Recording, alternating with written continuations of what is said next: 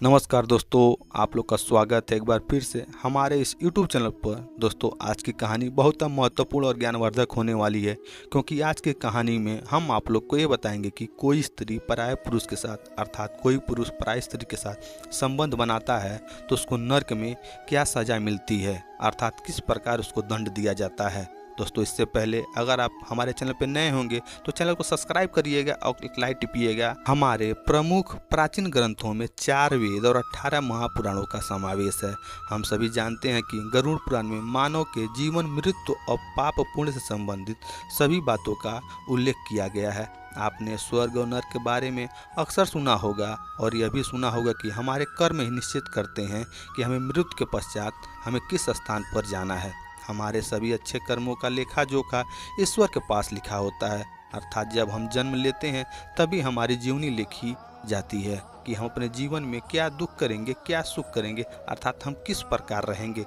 इसी कारण हमें बचपन में ही सिखाया जाता है कि आप बुरे कार्य मत करो, ईश्वर की हम पर दृष्टि है। बुरे कार्य जो करते हैं अर्थात जो समझदार ज्ञानी होते हैं उनको सृष्टि के कण कण में ईश्वर नजर आते हैं, और वहीं जो पापी और दुराचारी होते हैं वह ईश्वर को ही मानने से इनकार करते हैं और पाप के भागीदारी बन जाते हैं। बुरे कर्मों का फल हमेशा बुरा ही मिलता है और पाप के कारण मनुष्य को नर्क में स्थान मिलता है। इसी प्रकार सत्कर्म करने से हमें स्वर्ग की प्राप्ति होती है। गीता में भगवान श्री कृष्ण कहते हैं कि अज्ञानता का काम, क्रोध, लोभ व्यक्ति को प्राप्त करने के लिए प्रेरित करते हैं। गरुड़ पुराण में भगवान विष्णु द्वारा गर्ग को नर्क की भयानकता का वर्णन सुनाया गया है। अच्छे कर्म करने वाला व्यक्ति निश्चित रूप से स्वर्ग में स्थान पाता है और सदा ही पाप और बुरे कर्म करने वाले व्यक्ति को नर्क की यातनाएं भोगनी पड़ती है। यही नहीं, नर्क तक पहुंचने के मार्ग में हमें अनेक की आत्माओं से गुजरना पड़ता है और स्वर्ग की रास्ते पर जाने से हमें फूलों की तरह कोमल और सुखदायी मिलता है। भगवान विष्णु ने गरुड़ को नर्क की ओर जाने वाले मार्ग को दंडनीय स्थिति जैसा वर्णन किया गया है, जो कहानी में इस प्रकार है, जिसे सुनकर डर के मारे हमारे रोंगटे खड़े हो जाते हैं। वहीं स्वर्ग लोक में जाने से आदमी को अस्थायी रूप से सुख, संबंध सब कुछ मिलता है। वहीं अगर कोई नर्क लोक में जाता है तो उसकी स्थिति ऐसा होता है कि वो अपने विचार भी नहीं कर सकता है। पापियों को अनेक संकट मिलते हैं, ना जल मिलता है, ना भोजन, कड़कती धूप में छांव का तो नामो निशान नहीं होता है। लगातार कभी नुकीले पत्थरों से टकराना पड़ता है, तपती हुई धरती से तो कभी मिट्टी से और कीचड़ से भरे रास्तों पर चलना पड़ता है। हर मौसम अपने भयानक रूप में होता है। भगवान विष्णु जी कहते हैं कि कई पुण्य करने के बाद हमें 84 लाख योनियों में जन्म लेने के बाद हमें मनुष्य योनि मिलता है, और यदि मनुष्य योनि में जन्म लेने के बाद भी हम अच्छे कार्य नहीं करते हैं तो यह निश्चित रूप से एक बड़ा पाप करते हैं। जैसे कि कभी अपने जीवन में दान पुण्य नहीं करते हैं, आराधना नहीं करते हैं, किसी प्रकार का कोई धार्मिक कार्य नहीं करते हैं, पशु पक्षियों को निर्बल और असहाय लोगों पर दया नहीं करते हैं, बेईमानी करते हैं, धोखाधड़ी, मानसिक विचार, लूट, चोरी, बलात्कार, हत्या आदि जैसे दुष्ट कार्य करते हैं, अर्थात वहीं अपने माता पिता सहित बड़े बुजुर्गों का अपमान करते हैं, धर्म का अपमान करते हैं और अधर्म का साथ देते हैं, स्त्रियों को शारीरिक और मानसिक कष्ट देते हैं, बच्चों पर अत्याचार करते हैं।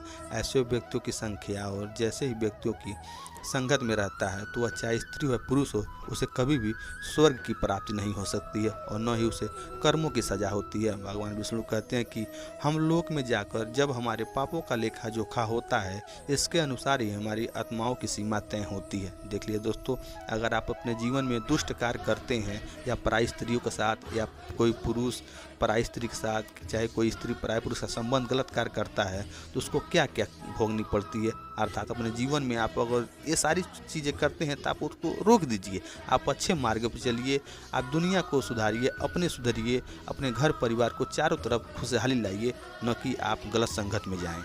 भगवान विष्णु गरुड़ को संबोधित करते हुए आगे कहते हैं कि नर्क मात्र एक स्थान नहीं है, यह कुल मिलाकर लाखों की संख्या में जहाँ पर परियों को घोर यातनाएं और कष्ट दिए जाते हैं। यहाँ पर कर्मों के आधार पर सजा मिलती है और उसके अनुसार संबंधित नर्क में भेजा जाता है, जहाँ पर खौलते हुए तेल, बड़ी बड़ी घड़े और लोहे की गर्म सलाखें होती हैं, अर्थात भूखे हिंसक पशु इत्यादि जगह जगह पर दिखाई नहीं देते हैं।